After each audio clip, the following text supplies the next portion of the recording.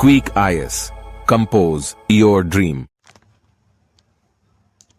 Hello दोस्तों, quick ऐस में आपका स्वागत है। 69 बीपीएससी का जो पेपर है वो 30 सितंबर को है और हमारे चैनल द्वारा सारे क्विक रिवीजन कराए जा रहे हैं ऑल सब्जेक्ट के। हम लोग आज भारत का भूगोल में देखेंगे ज्योग्राफी ऑफ इंडिया का माइंड मैपिंग के तहत। सारा कुछ माइंड मैपिंग के तहत होगा। बिल्कुल मैप के थ्रू, हम मानचित्र के एटलस के थ्रू आपको सब बताने जा रहे हैं बिल्कुल इंडिया का। और इसी तरह से 2-3 वीडियो में हम सब कुछ बता देंगे। आज ये पहला वीडियो आपको बहुत अच्छा लगेगा, मुझे पूरी आशा है। आप लोग इसको बहुत अच्छे से देखिएगा। किसी क्वेश्चन में कोई डाउट होगा पूछेगा और कम से कम 10 क्वेश्चन आपको इसी वीडियो से मिल जाएंगे। अकेले 10 क्वेश्चन इसी एक वीडियो से सही होगा आपका, ठीक है। हम लोग शुरू करते हैं, सीधे क्वेश्चन की ओर चलते हैं और हम लोग केवल मैप से पूरी इंडिया को समझेंगे। या देखिएगा, भारत में अगर हम बात करें तो भारत को भौतिक रूप से 6 भागों में बांटा गया है, जिसमें सबसे पहला है आपका पर्वतीय क्षेत्र। आपका जो ये पामीर का पठार, इसे हम घाट कहते हैं, और पामीर के पठार से 3 पर्वत निकले हैं। एक तरफ काराकोरम, एक तरफ कुनलुन सान चीन में, और एक हिंदकुश अफगानिस्तान पाकिस्तान में, ठीक है। और यहाँ से कई नदियों का स्रोत है। और याद रखिएगा, हिमालय को हम 4 भागों में बांटते हैं। आगे हम और विस्तार से बताएंगे। पहला है ट्रांस हिमालय, फिर है आपका है ग्रेट हिमालय, फिर है आपका लघु हिमालय, और फिर है शिवालिक है। ये 4 प्रकार के जो है पर्वत श्रेणियाँ जो है यहाँ से यहाँ तक फैली हुई हैं। 2525 किलोमीटर की इनकी लंबाई है, ठीक है। इसके बाद भारत को हम जो है गंगा के मैदान या उत्तरी मैदान में बांटते हैं, जिसमें जो आपका सतलज का मैदान, गंगा का मैदान और जो है आपका ब्रह्मपुत्र का मैदान शामिल है। इसमें हम सिंधु सतलज का मैदान भी इसको हम लोग कहते हैं, ठीक है। इसके अलावा एक भाग है आपका प्रायद्वीपीय पठार, ठीक है। प्रायद्वीपीय पठार और प्रायद्वीपीय भारतीय मरुस्थल। तो एक भाग भारतीय मरुस्थल है और एक भाग भारतीय प्रायद्वीपीय पठार है। अगर हम प्रायद्वीपीय पठार की बात करते हैं तो प्रायद्वीपीय पठार जो है इसको हम कई तरीके से बांट सकते हैं। जैसे आपका एक है छोटा नागपुर का पठार, एक है आपका मालवा का पठार, एक यहीं पर बुंदेलखंड का पठार है, यहाँ दक्कन का पठार जिसे अलग अलग भागों में बांटा गया है, और यहाँ पर दंडकारायण का क्षेत्र है, वो भी एक पूर्वी पठार का हिस्सा है, और यहाँ गारो खासी जयंतिया में जो है मेघालय का पठार है। इसके अलावा भारत में जो है 2 तटीय मैदान हैं, एक पश्चिमी तटीय मैदान और एक है आपका पूर्वी तटीय मैदान। और हमारे देश में तटों के अलग अलग नाम रखे गए हैं। जैसे जो महाराष्ट्र और गोवा का तट है उसे हम कोकर तट कहते हैं, और केरल के पास इसे हम मालाबार तट के नाम से जानते हैं, और जो तमिलनाडु का क्षेत्र है वहाँ पर कोरोमंडल तट है, और यहाँ पर उत्तरी सरकार तट है आपका उड़ीसा में है, ठीक है। और इसके अलावा 2 द्वीप समूह हैं बहुत बड़े बड़े, एक अंडमान निकोबार और एक है आपका लक्षद्वीप। तो भारत को भौतिक रूप से 6 भागों में बांटा गया है और 6 भाग को इस मैप पे भी दिखाया गया है, आप देख सकते हैं।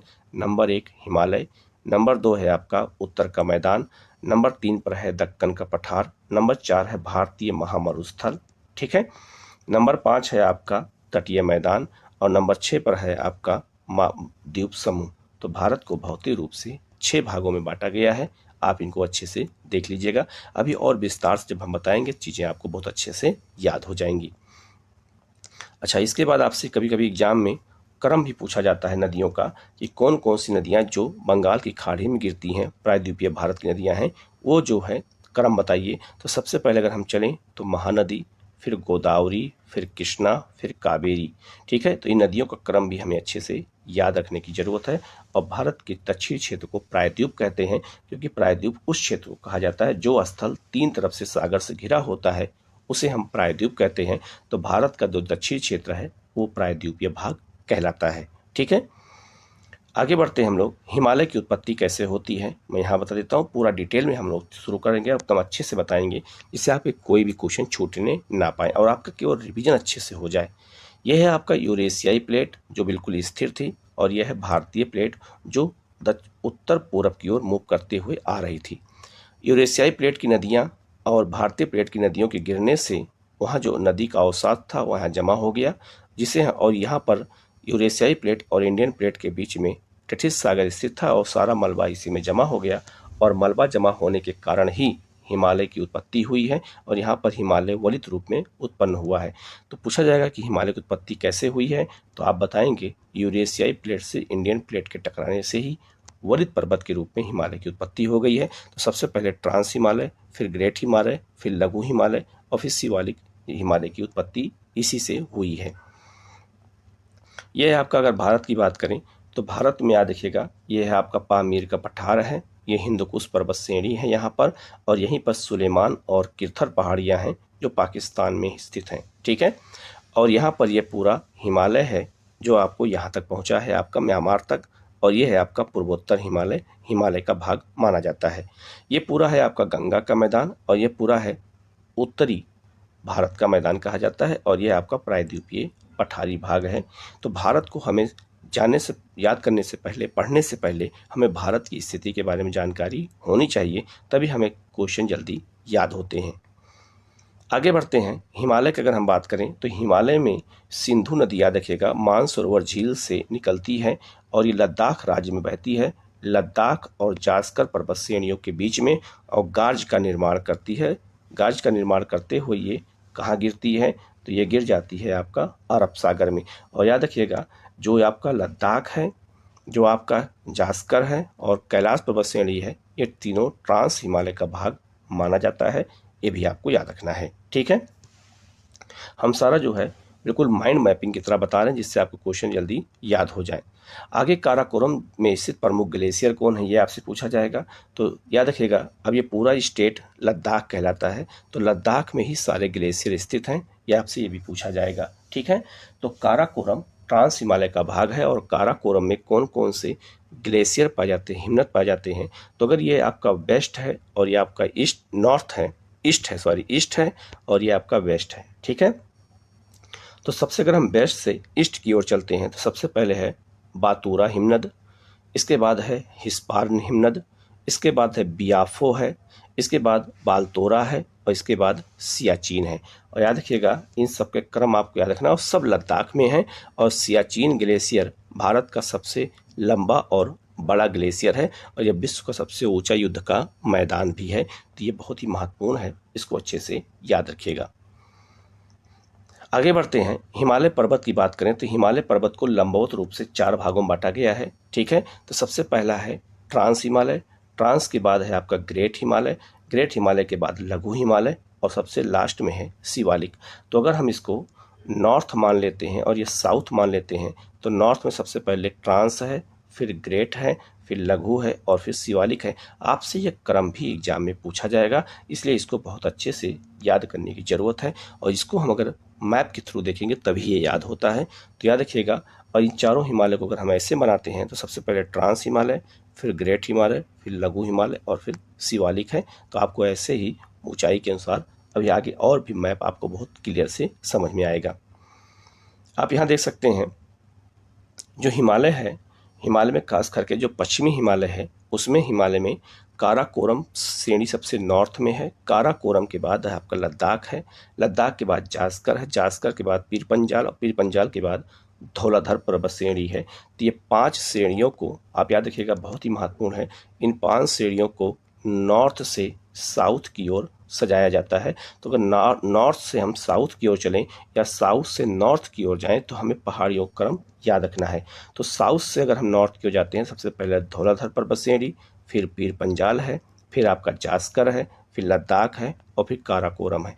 अगर इसी को हम जो है, अगर हम नॉर्थ से साउथ की ओर आएंगे, सबसे पहले काराकोरम, फिर लद्दाख, फिर जास्कर, फिर पीर पंजाल, और फिर धौलाधर पर्वत श्रेणी है। तो इन क्रम को अच्छे से आपको याद रखना है, कहीं से भी क्वेश्चन आपसे पूछा जाएगा, और मैप के थ्रू देखेंगे तो आपको बिल्कुल ये याद हो जाएगा।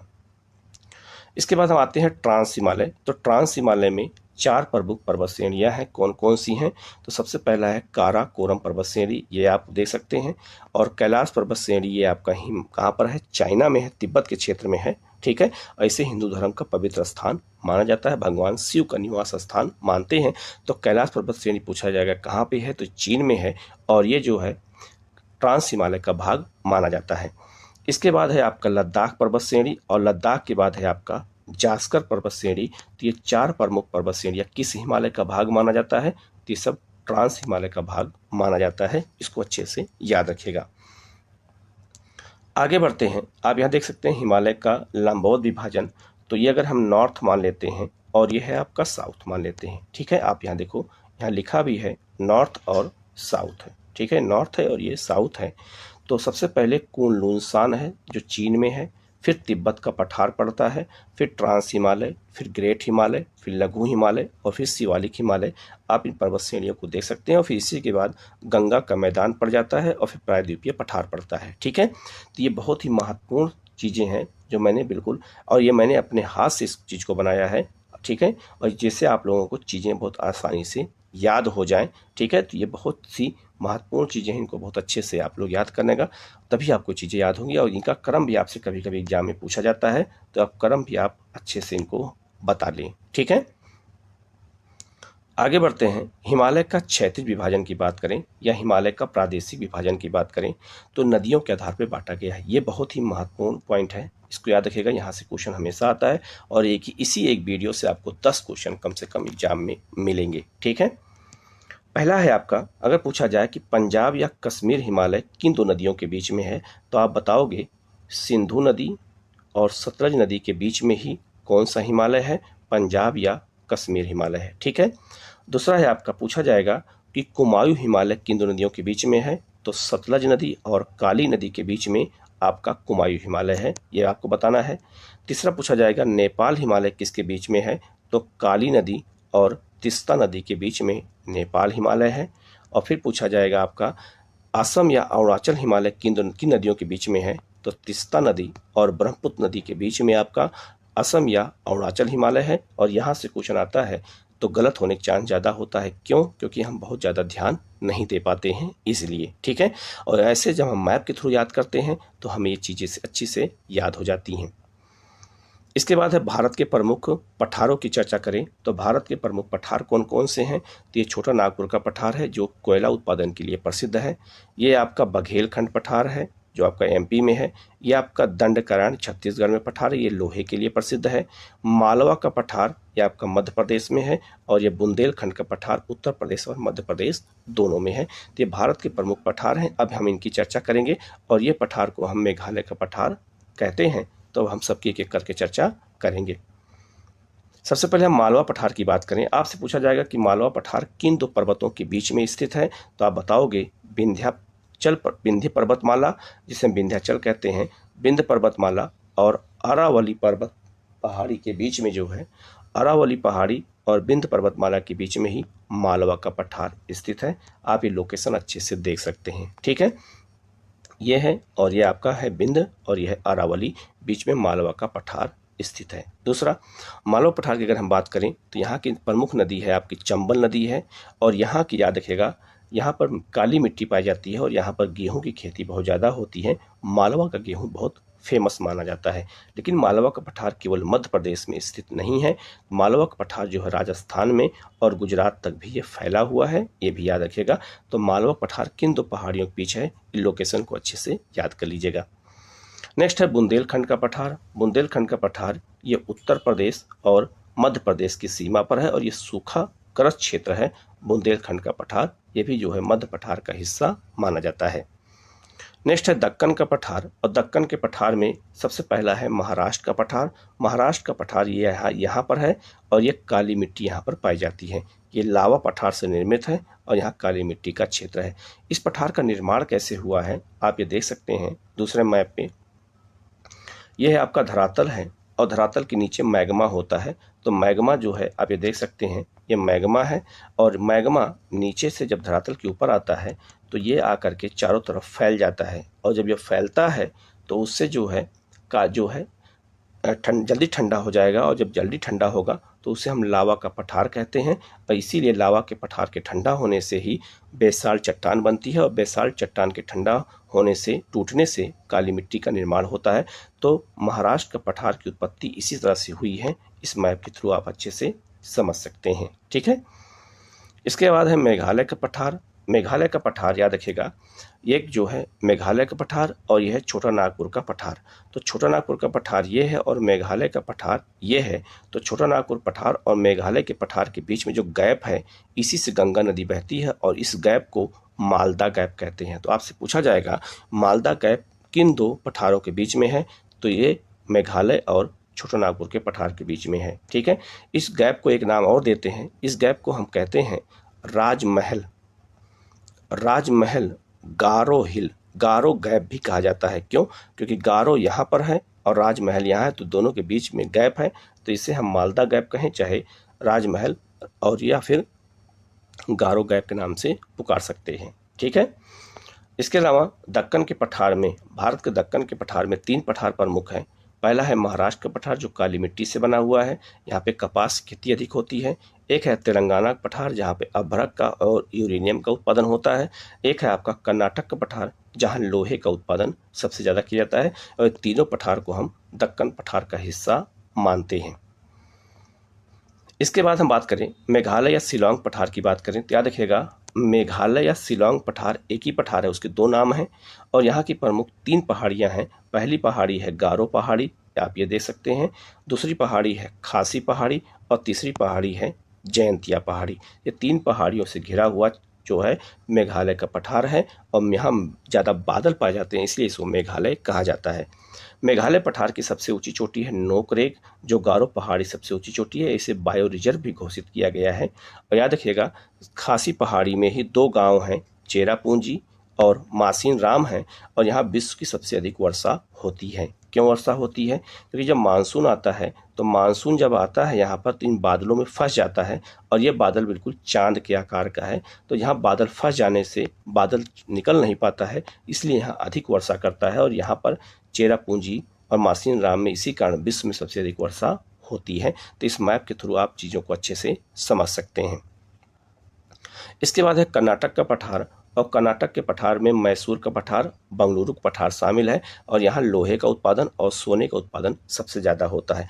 तो ये कर्नाटक का पठार एक ऐसा पठार है जहाँ पे सोने का और लोहे का उत्पादन सबसे ज़्यादा होता है। और याद रखिएगा, यहाँ की प्रमुख पहाड़ियाँ हैं कौन कौन सी? बाबा बुदन की पहाड़ी, कुद्रेमुख है, सिमोगा पहाड़ियाँ हैं जहाँ पर सबसे अधिक जो है सोना और लोहा दोनों पाया जाता है। ठीक है। इसके बाद है विंध्य पर्वतमाला। याद रखिएगा, तो पर्वतों की अगर हम बात करें भारत में कि कौन कौन से पर्वत हैं, तो ये है आपका विंध्य पर्वतमाला, ये आपका सतपुड़ा पर्वतमाला और ये है आपका मैकाल पर्वत श्रेणी। ठीक है। तो मैकाल पर्वत श्रेणी जो है ये मध्य प्रदेश और छत्तीसगढ़ की सीमा पर है और इसकी सबसे ऊंची चोटी है अमरकंटक और यहीं से नर्मदा नदी निकलती है पश्चिम की ओर और पूरब की ओर महानदी निकलती है और उत्तर की ओर जो है सोन नदी निकलती है। तो यहाँ से 3 नदियों का स्रोत भी है। इसके अलावा सतपुड़ा पर्वत श्रेणी है आपका ये, और सतपुड़ा पर्वत की सबसे ऊंची चोटी है महादेव चोटी है, ये भी याद रखना। और यहीं दोनों चोटियों याद रखना विंध्य पर्वतमाला और सतपुड़ा के बीच में ही नर्मदा नदी भ्रंश घाटी में बहती है। ठीक है। इसके बाद राजस्थान की पहाड़ियों की बात करें तो राजस्थान की पहाड़ी जो है ये गुजरात से शुरू होती है और ये दिल्ली तक जाती है और राष्ट्रपति भवन इसी पर स्थित है। विश्व की सबसे पुरानी वलित पर्वत श्रेणी कौन सी है? अरावली पहाड़ी है, ये बात याद रखना।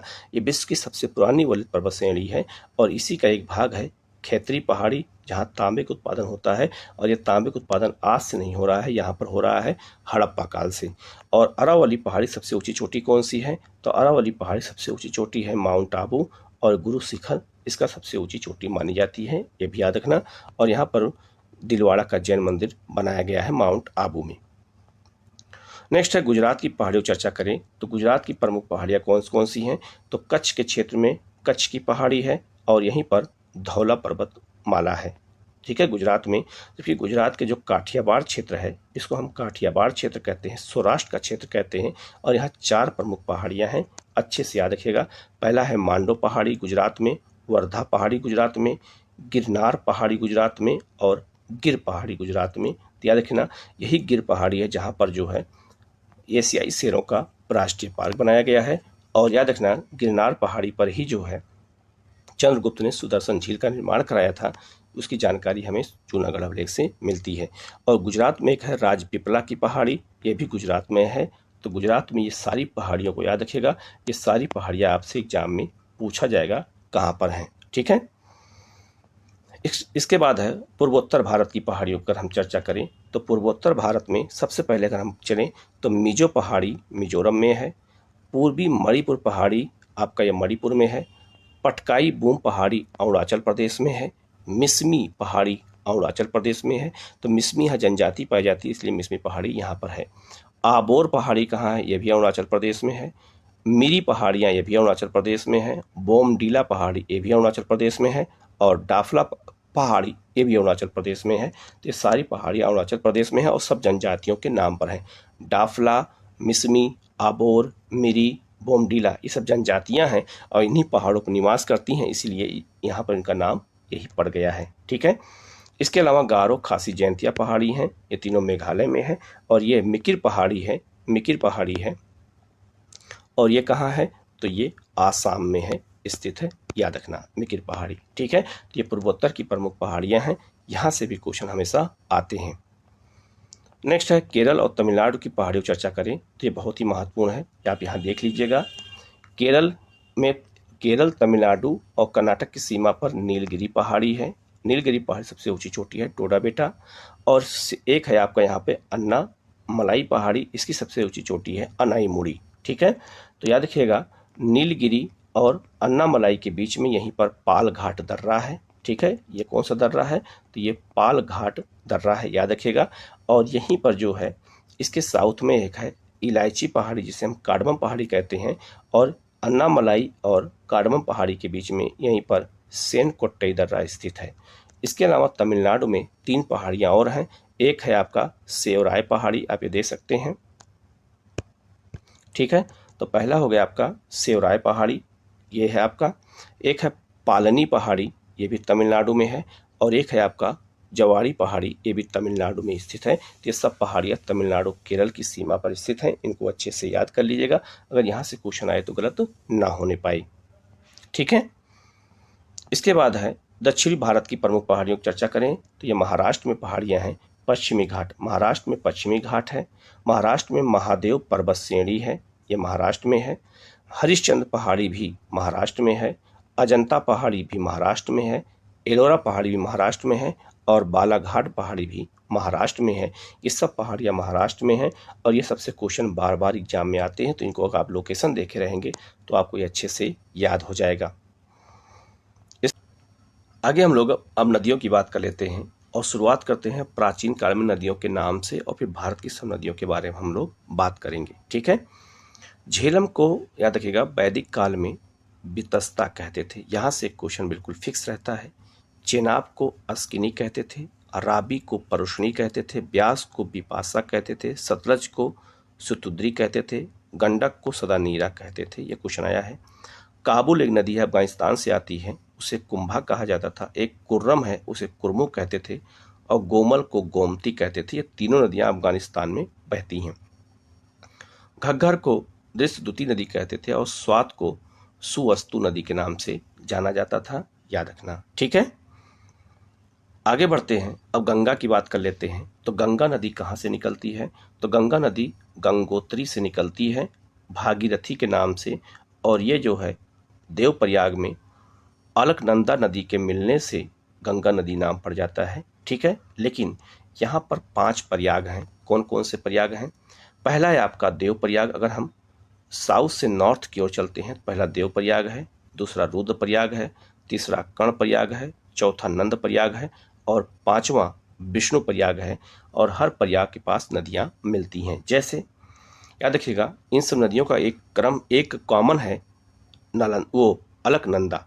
अलकनंदा नदी याद रखिएगा, सब अलकनंदा में नदियों में ही आकर के मिलती हैं, आप देख सकते हैं। जैसे पहला है आपका विष्णु प्रयाग। विष्णु प्रयाग में अलकनंदा से धौली गंगा नदी आकर के मिलती है, तो वहाँ विष्णु प्रयाग हो गया। अलकनंदा में नंद प्रयाग में कौन मिलती है, तो नंदाकिनी नदी मिलती है। ठीक है। आगे कर्णप्रयाग में पिंडा नदी के मिलने से कर्णप्रयाग में उसे कर्णप्रयाग कहते हैं। अलकनंदा में पिंडा नदी मिलती है। आगे जो है अलकनंदा में रुद्रप्रयाग में मंदाकिनी नदी मिलती है। और फिर आगे देवप्रयाग में अलकनंदा से भागीरथी मिलती है, इसका नाम गंगा पड़ जाता है। ठीक है। तो सबको आप अच्छे से याद रखिएगा। और याद रखिएगा भागीरथी और यहीं पर एक नदी है भीलगंगा के संगम पर ही टेहरी बांध है, जो भारत का सबसे ऊंचा बांध माना जाता है।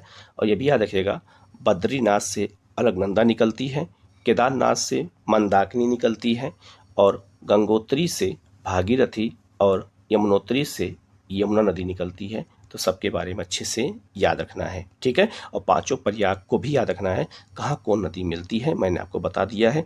आप यहाँ से क्वेश्चन आता है तो गलत हो जाता है क्योंकि हम मैप के थ्रू इसको नहीं पढ़ते हैं। इसके बाद आप गंगा नदी का तंत्र देख सकते हैं। गंगा नदी जो है ये उत्तराखंड से निकलती है, गोमुख नामक स्थान से भागीरथी के नाम से, और फिर उत्तर प्रदेश बिहार को दो भागों बांटते हुए पश्चिम बंगाल और झारखंड में बहते हुए ये पद्मा के नाम से चली जाती है। कहाँ पर? तो ये बांग्लादेश में और जाकर के सुंदरबन डेल्टा का निर्माण करती है और मेघना के नाम से ये गिरती है।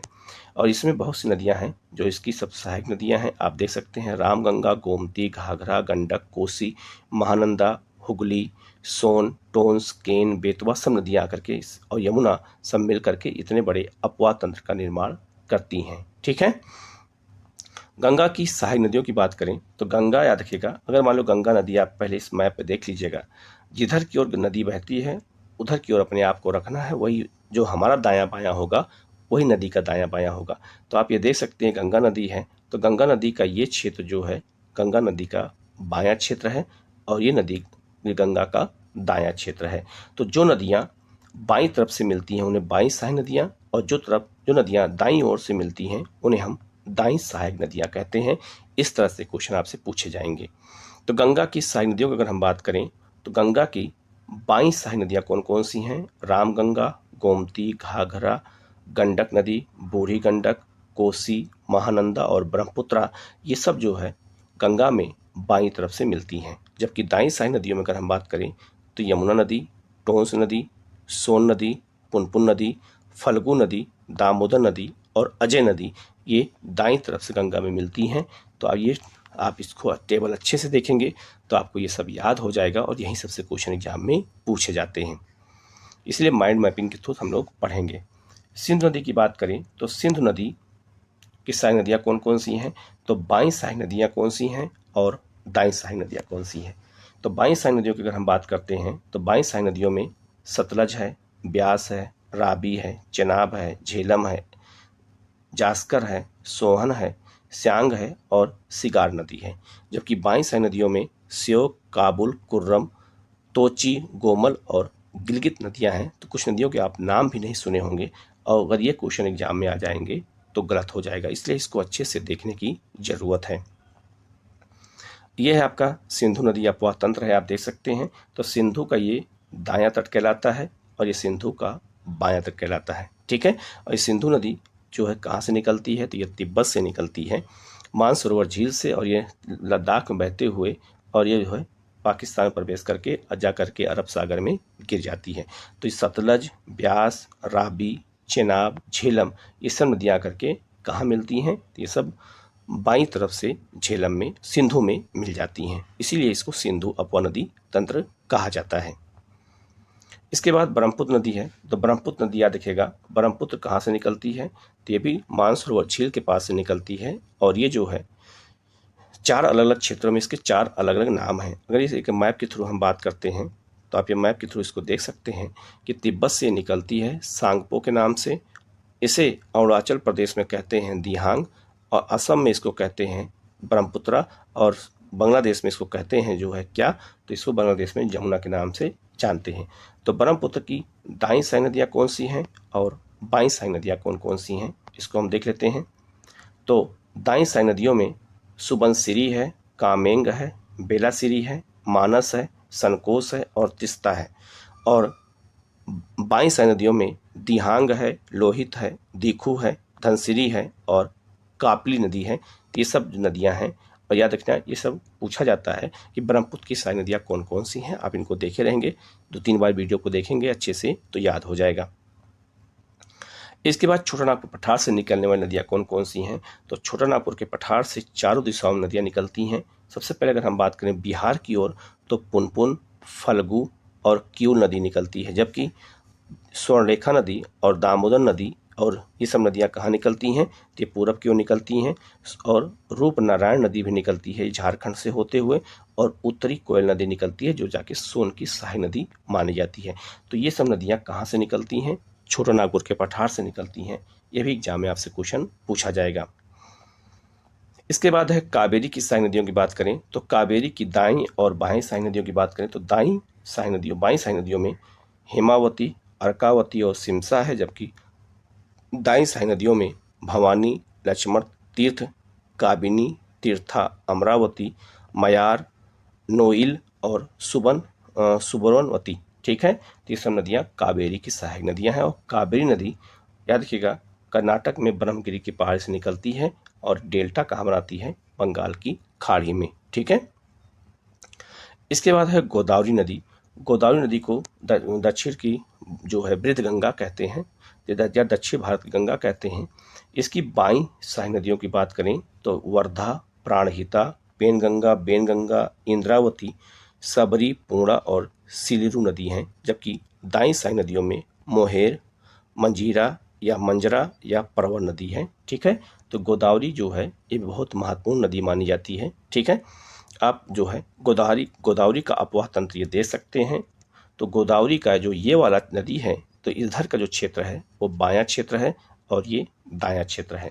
तो आप दे सकते हैं पूर्णा नदी, वर्धा, बेनगंगा, प्राणहिता, इंद्रावती, सिलेरू, जबकि मोहेर, मंजरा और प्रवर ये सब नदियां मिलती हैं और ये पूरे क्षेत्र को गोदावरी अपवाह तंत्र के नाम से जाना जाता है। ठीक है, नेक्स्ट है आपकी कृष्णा नदी। और कृष्णा नदी जो है कहाँ से निकलती है, तो ये महाराष्ट्र में महाबलेश्वर की पहाड़ी से निकलती है। और अगर हम कृष्णा नदी की बाईं सहायक नदियों की बात करें तो भीमा, डिंडी, हल्दिया, मूसी और मुनेरू है। ठीक है, जबकि दाईं सहायक नदियों की अगर हम बात करते हैं तो कोयना, वरना, पंचगंगा, दूधगंगा, घाट प्रभा, माल प्रभा और तुंगभद्रा ये सब नदियाँ कृष्णा की सहायक नदियाँ हैं। और यहीं से क्वेश्चन गलत होता है क्योंकि हम इसको बहुत डिटेल में नहीं देखे होते हैं, बस हम केवल किताब में पढ़ के छोड़ देते हैं। ठीक है, तो जो हम मैप के थ्रू इसको देखेंगे तो हमें याद हो जाएगा और इसी एक वीडियो से 10 से 15 क्वेश्चन आपको यहीं से मिल जाएंगे। आप चाहे देख लीजिएगा, पूरा वीडियो देखने के बाद आपको लगेगा कि हमारा बहुत सारा चीज़ें क्लियर हो गया है, रिविजन हो गया है। ठीक है, आगे कृष्णा की सहायक नदियों को अगर हमें लिस्ट में देख लेते हैं एक बार, तो याद रखिएगा दाईं सहायक नदियों में पंचगंगा, दूधगंगा, कोयना, तुंगभद्रा, घाट प्रभा, माल प्रभा और वरना है, जबकि बाईं सहायक नदियों में भीमा, डिंडी, मूसी, मुनेरू और हल्दिया है। ये भी याद रखना। ठीक है, और मूसी नदी किनारे ही हैदराबाद स्थित है। ठीक है, इसके बाद हम बात करते हैं भारत के प्रमुख दर्रों की बात कर लें तो भारत के प्रमुख दर्रे हैं, एक है खारदुंग ला दर्रा, ये आपका लद्दाख में है। जो जिला दर्रा कहाँ पर है, तो ये आपका जम्मू कश्मीर में है। बनिहाल दर्रा भी जम्मू कश्मीर में है। अरावली पहाड़ी में हल्दी घाटी दर्रा है, जबकि जो है याद रखिएगा आपका जो हिमाचल प्रदेश है वहाँ रोहतांग दर्रा है और सिपकीला दर्रा है, और सिपकीला दर्रे से ही सतलज नदी भारत में प्रवेश करती है। जबकि अगर हम बात करें तो जेलेपा और आपका नाथुला दर्रा जो सिक्किम में है, जबकि बोमला दर्रा और दीखू दर्रा अरुणाचल प्रदेश में स्थित है। ये भी याद रखना। ठीक है, इसी तरह अगर हम बात करें तो दक्षिण भारत में दर्रा है थालघाट दर्रा जो मुंबई को नासिक से जोड़ता है, पश्चिमी घाट में है। ठीक है, एक है भोर घाट दर्रा जो मुंबई को पुणे से जोड़ता है। एक है पाल घाट दर्रा जहाँ से भारतीय मानसून बंगाल खाड़ी में प्रवेश करता है, और पालघाट दर्रा मैंने ऊपर आपको बताया था नीलगिरी अन्नामलाई के बीच में है।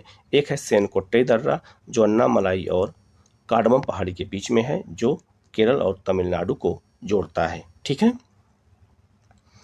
इसके बाद हम बात कर लेते हैं अंडमान और निकोबार की बात करें तो अंडमान निकोबार कैसे अलग हुआ है और लक्षद्वीप कैसे अलग हुआ है, हमें यह बताना है। ठीक है, तो याद रखिएगा जो ये निकोबार है, ठीक है, और निकोबार और ये आपका है अंडमान, तो अंडमान और निकोबार कैसे अलग हुए हैं, 10 डिग्री चैनल द्वारा अलग हुए हैं, ये याद रखना है। दूसरा है आपका मालदीव और मिनिकॉय 8 डिग्री चैनल द्वारा अलग होते हैं, नंबर 1। दूसरा मिनिकॉय है और लक्षद्वीप शेष है, ये 9 डिग्री चैनल द्वारा अलग होते हैं, ये भी याद रखना। तो ये भी आपसे पूछा जाएगा, आपसे ये पूछा जा सकता है कि भारत और मालदीव के बीच में कौन अलग करता है मालदीव और भारत को, तो 8 डिग्री चैनल अलग करता है, ये भी याद रखना। ठीक है, नेक्स्ट है आपका भारत के तटों के नाम, तो सूरत से लेकर के गोवा तक कोंकण तट कहलाता है, गोवा से न्यू मंगलोर तक कन्नड़ या कनारा तट कहलाता है, और न्यू मंगलोर से कन्याकुमारी तक मालाबार तट कहलाता है, जबकि कन्याकुमारी से लेकर जो है आपका केजी बेसिन तक, कृष्णा गोदावरी बेसिन तक, कोरोमंडल तट कहते हैं, और किची बेसिन से लेकर के और नदी है हुगली तक उत्तरी सरकार तट कहलाता है। तो उड़ीसा के तट को उत्तरी सरकार तट कहते हैं। इन तटों के नाम भी आपसे एग्जाम में पूछे जाएंगे, आप इनको अच्छे से याद कर लीजिएगा। इसके बाद हम बात करते हैं भारत के प्रमुख झीलों की बात कर लेते हैं। तो याद रखिएगा जम्मू कश्मीर में कौन कौन झीलें हैं। पहला है आपका जम्मू कश्मीर में वेरीनाग झील है, यहीं पर डल झील है जहाँ श्रीनगर है, सूरीन सर मानसर झील है, बूलर झील है, होकेरा आर्द्रभूमि है और अंचार झील है। ये सब झीलें जम्मू कश्मीर में स्थित हैं। इसके अलावा और जम्मू कश्मीर में झीलें कौन कौन सी हैं, तो आप याद रखिएगा एक यहाँ पे लद्दाख में है सो मोरीरी झील है, यहाँ पर एक पेंगोंग झील ये लद्दाख में है, जबकि शेषनाग झील और मानसबल झील ये दोनों जम्मू कश्मीर में स्थित हैं। ठीक है। उसी तरह राजस्थान में प्रमुख झीलें कौन कौन सी हैं, तो राजस्थान में एक है पंचपरदा झील बाड़मेर जिले में है, डिडवाना झील नागौर जिले में है और फतेह सागर झील उदयपुर जिले में स्थित है। ये सब जो है राजस्थान की झीलें हैं। इसी तरह केवला देव जो झील है याद रखिए पक्षी विहार है और यहाँ पर साइबेरिया के पक्षी आते हैं, ये भरतपुर में है राजस्थान में है।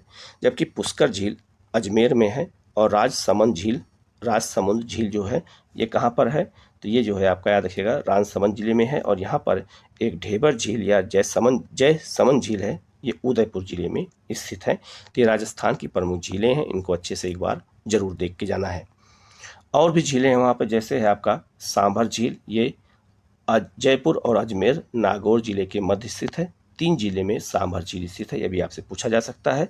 यह भारत की सबसे बड़ी खारे पानी की झील है। ठीक है। इसके अलावा एक यहीं पर है पिछोला झील, ये कहाँ पर है, ये उदयपुर में है। और नक्की झील माउंट आबू में है, ये भी याद रखना। ठीक है।